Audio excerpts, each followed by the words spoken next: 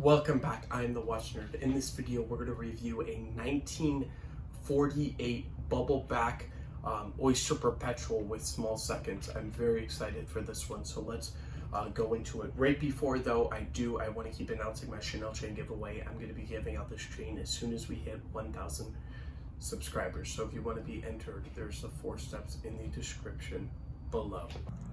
So starting ourselves off right away, this is the watch. It has a certain luster. Look at the end links, the way it presents actually in between the lugs. This case shape is the Oyster case. Of course, it's very reminiscent. And I will talk about really quick the reference. It's the 3130. It's a very cool reference because of also later on it became a movement. So I just thought that was kind of funny. Because the 3130 was the no date version of the 3135, and so when you look up this reference, you'll pretty much see the movement is kind of hilarious. So it is a screw down crown, Oyster case, screw down case back, and of course they use the smooth bezel to push in. That's how they used to make these Oyster cases. You definitely don't see this case shape anymore. This is 32 millimeters in diameter, so it's a very small piece. It does make it look bigger though with these in between the lugs. It has a little, bit of gold. This is earlier. This is of course 1948. So this is a pretty old piece here. Small seconds, as I said, this is really the luster in my opinion on this dial.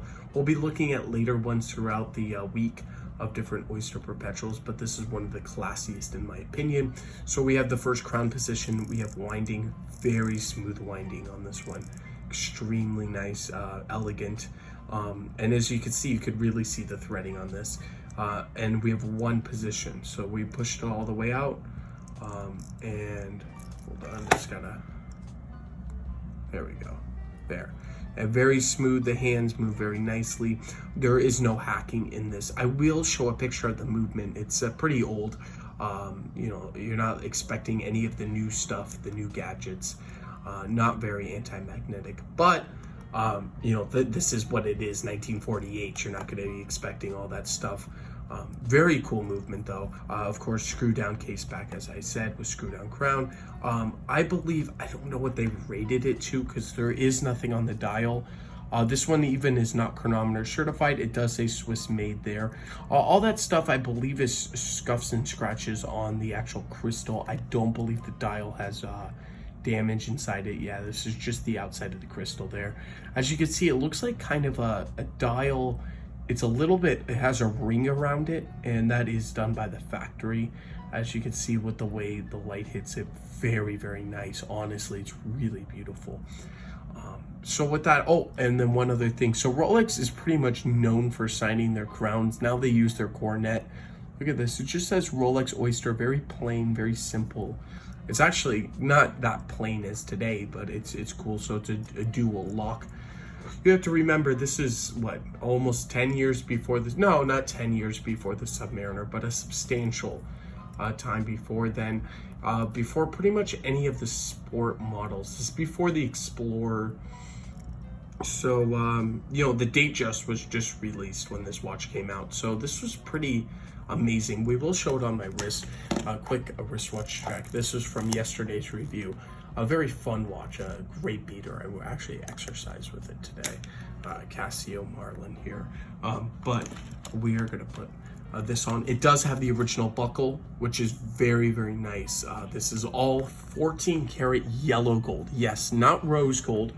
It had a patina through the years, and it turned this, aged gold. One of my favorite colors there. Out of gold, I prefer aged gold because it has a luster about it. Of course, it's still 14 karat gold, nothing changes, but it has a little bit of a appeal, vintage appeal. Extremely nice. Now, I will admit it is a little small on my wrist, so this is a great piece. Instead of buying a ladies modern day piece, I recommend this because 32. It is, small in the, world today. I can wear 34, 32 is really, really hard. but on very, I guess, special occasions, or because this is a dress watch. This is, I think, the only Rolex that I consider a real dress watch, and I'll tell you why. A dress watch, in my opinion, does not have a second hand, except there is an exception for a sub-dial, sub-seconds at the 6 o'clock. So this is pretty much the most elegant Oyster Perpetual out there, in my opinion, because of the small seconds. Because if you have a running seconds, it's more of a sports model then.